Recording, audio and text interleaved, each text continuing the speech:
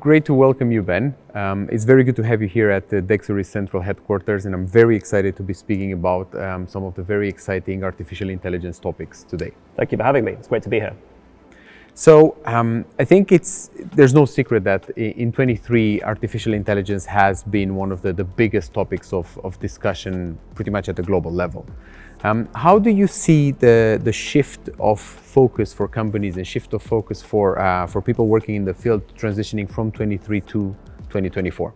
So I think 2023 was an incredible year, right? You saw how quickly a set of new AI, new machine learning technologies could emerge, and the phenomenal impact they could have, the phenomenal step change in what that technology could do. And you saw early on new image models, new text models, ChatGPT, and a kind of whole host of other things very quickly push a whole new suite of capabilities in AI. That was very exciting, and a very small group of companies were doing the fundamental research there. And then what you saw in the kind of startup ecosystem was a whole generation of kind of very thin layer companies building thin layer applications on top of those underlying models. So lots of very interesting things, but really quite undifferentiated and quite kind of V1 in terms of their capabilities, in terms of what they could do on top of that core technology. So a lot of things in helping you to draft emails or making kind of cool pictures that could go alongside your marketing material. That's all great, and there are some really amazing companies built out of that, but actually as the technology gets better and better, the differentiation of those businesses has been kind of hard to see. I think what we've seen going into this year, and if it's not this year, kind of in the years ahead, is really now a set of companies like yourselves that are really trying to exploit these technologies, one level, if not 5 levels deeper, really trying to work out the potential of those technologies in core applications, in real industries, in the real world. And that's what I'm really excited by. I'm excited by the idea of how deep these powerful technologies can go to take huge traditional industries that have traditionally not embraced technology, let alone AI, partly because it's so hard to solve the problems that they have, because it requires the kind of interaction with the real world and the kind of problem solving which has not always been easy to do before. To take this technology to those industries, to those problems, and really to find powerful solutions that create huge economic value. That's excellent. It's really good to hear that also the focus is now shifting to real world applications, to driving value to a lot wider industry applications. So as I said, what I'm excited about is the magnitude of the problems in more traditional industries and the opportunity to solve those. I'd love to understand from your experience working with what is a extremely traditional industry in logistics and in warehousing, what are some of the big problems that warehouses, warehouse operators, warehouse owners are facing, and where do you see the potential for technology disruption? So it's definitely a really interesting space that we're operating in. As you look at the logistics industry as a whole, it's exactly as you were describing. It's quite traditional. And until we had the catalyst that came from the pandemic, where there was a huge opportunity, but in order to access that opportunity, they needed to embrace a lot more technology. The motivation for using the latest technological developments wasn't very well present. What we're seeing now is that people in the industry are realizing the impact this could have. And there's a massive labor shortage. There's a massive lack of real-time data, real-time information from the space, and this causes a huge visibility gap. Some of the bigger problems that people that operate warehouses, that people in the industry are facing, is how do you extract the last bit of efficiency? How do you maximize the utilization of the space? How do you ensure that you can run not just one warehouse, but you can run a network of warehouses all to the same level of 100% efficiency? And for us, being able to collect this real-time information, being able to transform this into insights, this is how we're seeing the biggest transition and the biggest shift in the industry is going to be happening. Great. And it sounds like what you're hearing from the people owning and operating these warehouses is that they're ready for this technology now. They're open to embrace it. That's exactly it. So what we've been seeing over the past 12 months is an incredible adoption for the technology. And the more we speak with customers, the more we speak with experts in the industry, everyone just gets it. And it's a very good period, because when you transition a new technology to that point where it becomes familiar to people in the industry, it becomes familiar to customers, you really know that it's starting to make a big difference. Yeah. And the adoption naturally gains that momentum from within the industry. they've got through that kind of early fear of AI, and they're now really open to embracing it because they can see more and more the potential. I think it's a combination of AI and the automation that enables that, and they've gotten, exactly like you said, they've gotten past the initial adoption cycle, the initial fear of it, and now everyone's seeing the benefits. Everyone's seeing, okay, we've rolled this out into a couple of sites. It made a massive difference. Yep. Therefore, they're directly internally incentivized to scale and expand. That's fantastic. So Ben, as an investor, why do you see logistics and why do you see the supply chain as being an industry that almost has that perfect storm for AI integration? It's a great question, and I think it combines a bunch of things, right? We've had clear kind of macro drivers. The pandemic brought global scrutiny on the supply chain. It brought pressure on the supply chain like never before. And when you stress any system, you really see the kind of breaking points, and the breaking points are generally a great place to look for opportunities to drive more efficiency. So you've got a system that's been under strain, and therefore a great demand from people across that system to drive efficiency and find solutions to those problems. You've also got new regulation coming in all the time. More and more scrutiny on both how goods are stored, where goods are transported, more visibility around provenance, and all those kind of things. So all of those things are just driving more visibility around the supply chain globally, and that's another great reason to bring in more technology. So you have those things combined. You've got a traditional industry, but an industry that in my experience and speaking to people in and around the industry that I know is ready and increasingly ready to embrace technology. And then when you get to kind of warehouses in particular, you know this better than I do, but they're extremely complex environments, right? They have a lot going on. There's people, there's equipment, there's goods, there's a ton of sensors already. You can put a ton more sensors in as those kind of come down in cost and get more accessible. And so what you get is an environment that, while maybe not traditionally data rich in the sense that you might think about it, can actually have a very dense kind of data capture around it if you bring all that data into one platform. And if you bring all that data into one platform, of course, you get the best potential of AI machine learning, which is to take huge data sets, ingest them, build models around them, learn from them, and then run powerful applications on top. And so, strong drivers of a kind of need to adopt new technology, plus what can be, not traditionally, but what can be a very data-rich environment that's right for training machine learning models on. That's the kind of perfect storm that I see, at least. That's interesting, because that's exactly what we're finding as well, is how do you, we're in a unique position to collect the information that was impossible to even collect before. And then how do you transform this massive data sets into insights so people can use the learnings that they get from the data in order to drive efficiencies and become better, more sustainable businesses.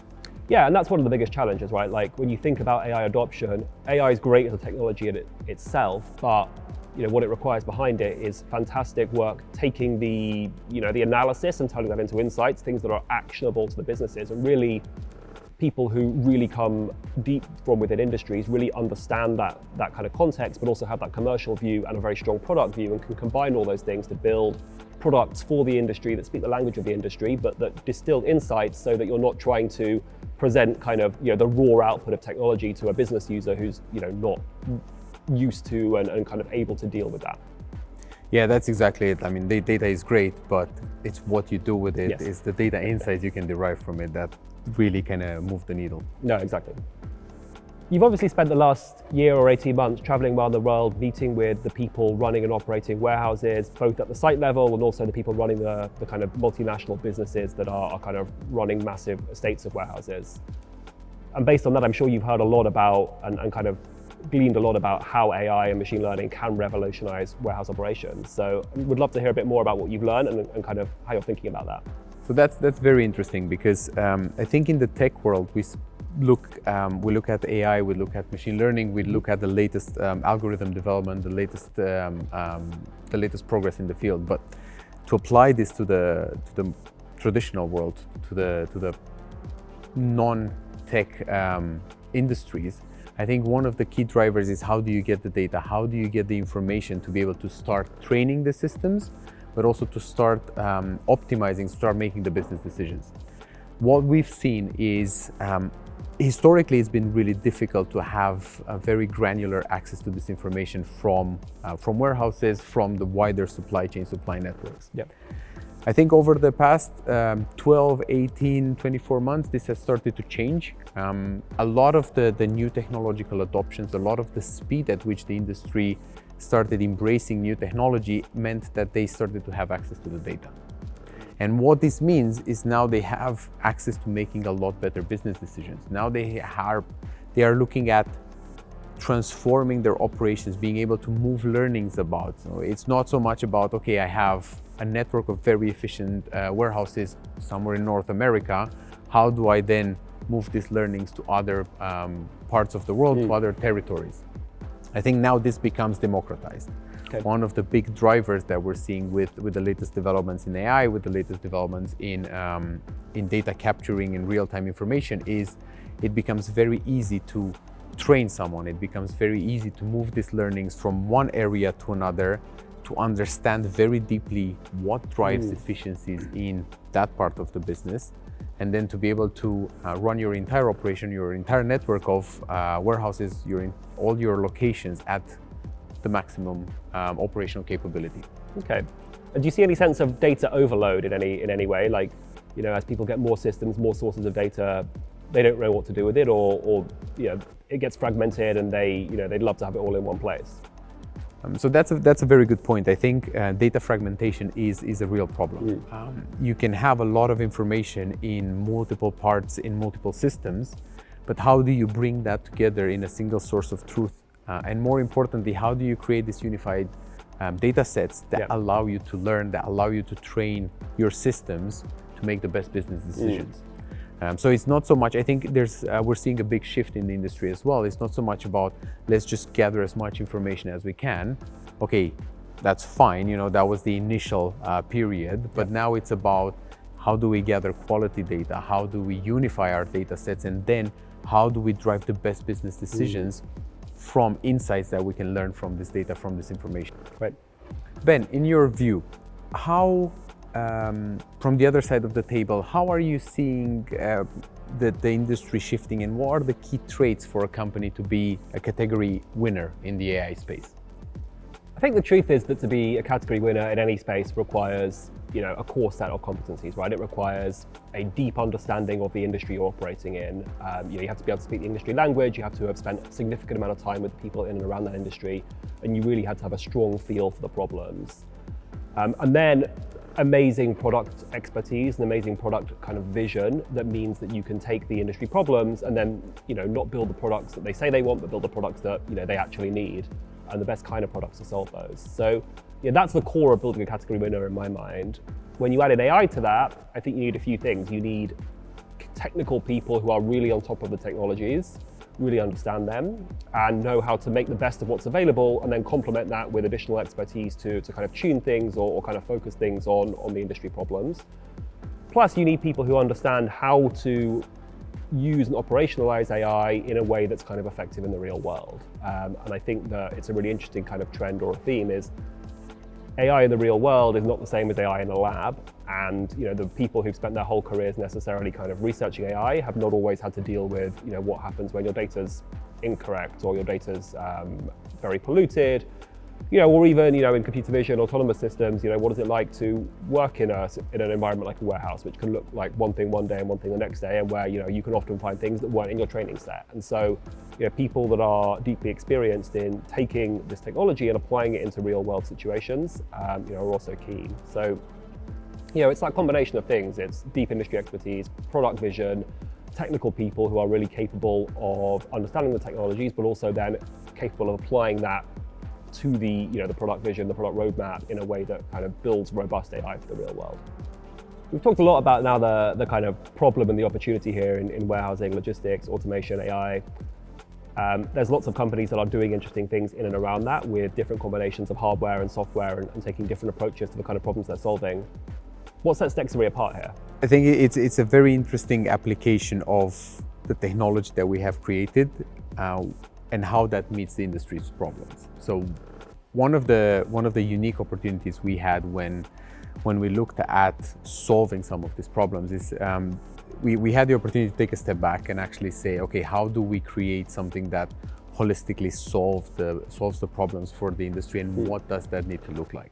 So we spend a phenomenal amount of time speaking with warehouse operators, speaking with people that are running large networks of warehouses, or they have very, very deeply rooted expertise in the supply chain, in the logistics industry. And we've managed to kind of distill that into a set of features, into a set of products that we then offer to the industry. So what sets us apart is this unique ability to collect real-time data, real-time insights from the warehouse floor, and provide them in a platform, provide them in a system that gives that end-to-end visibility across not just one location, but across tens and hundreds of locations. When we looked at the problem, we realized that, you know, if you combine the ability to collect real-time data with the ability to transform this into insights, and you serve it in a way that becomes very easy for the industry to utilize it, that's really a winning combination, and it's a defining factor for how we can shift the dynamics, and how we can shift the industry to a lot more efficiency and to a much better way of running. You use the term real time there. I think, you know, my understanding is that this is an industry where there's either been very little data at all, but any data there was definitely not real time, live, up to date. How much additional kind of ability, how much additional capability does having that kind of real time view bring? I think that's absolutely a game changer for the industry, because it's fine, you can have logical data, you can have a high level view of what's going on, but until you really have the ability to close that loop, until you have the capacity of actually collecting information of what's going on in the space, you're just making decisions on what has happened in the past, on historic analysis. Now, in this day and age, everything is moving so quickly. The world around us is so dynamic that you really need to have a firm view, and you need to have an immediate access to what's actually going on in the entire network of warehouses that you're operating. And you think that means that the kind of senior leaders in these businesses who sit across those warehouses could make better decisions organization-wide on how they run their warehouse estates? This is exactly what we're seeing. We're seeing a wide range of teams and a wide range of disciplines accessing DexoryView, accessing our platform.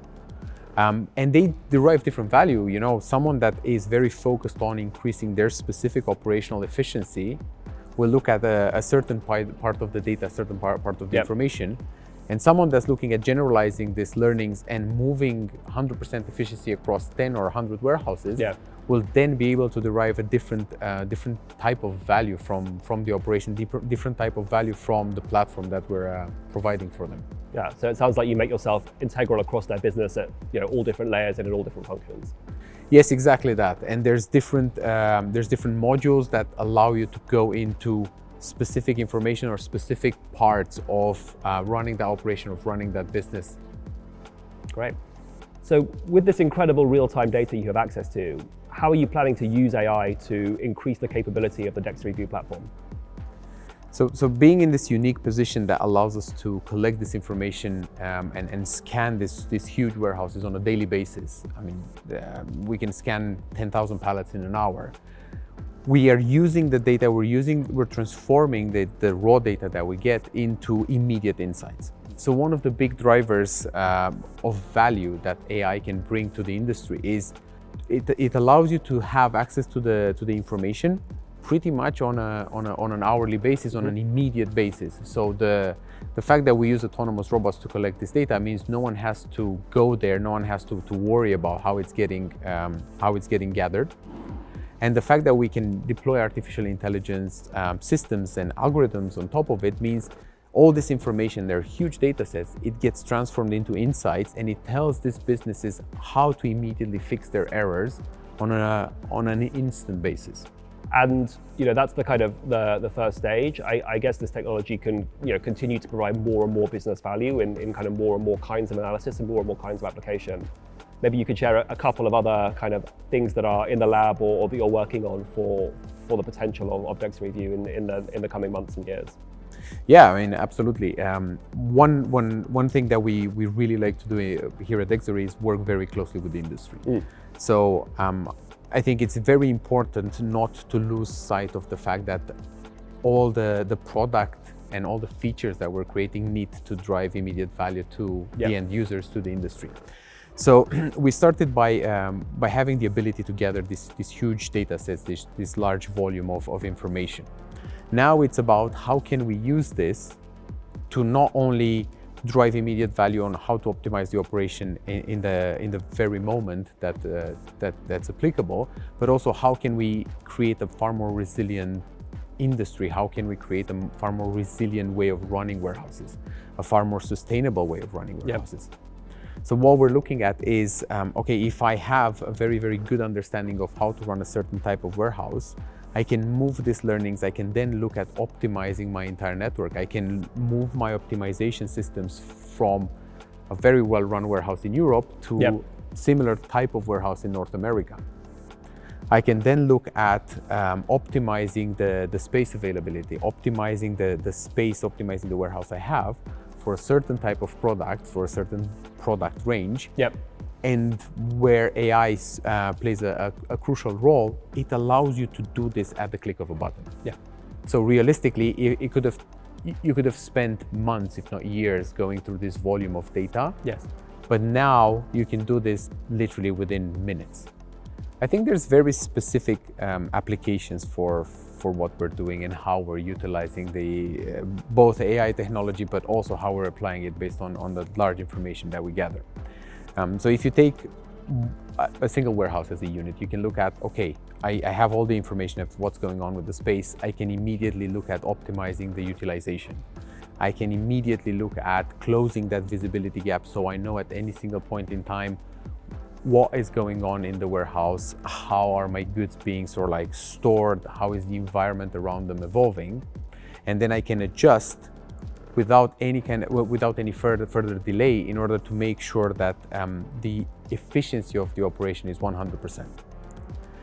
If you're looking at some of the bottlenecks, it's like, okay, I want to optimize the space, I want to make it better, but how do I utilize my free resource? How do I make sure that people that are working in these warehouses are not wasting time kind of traveling between different parts of space, and make sure that their time is best spent, their time is maximized on driving value for the business.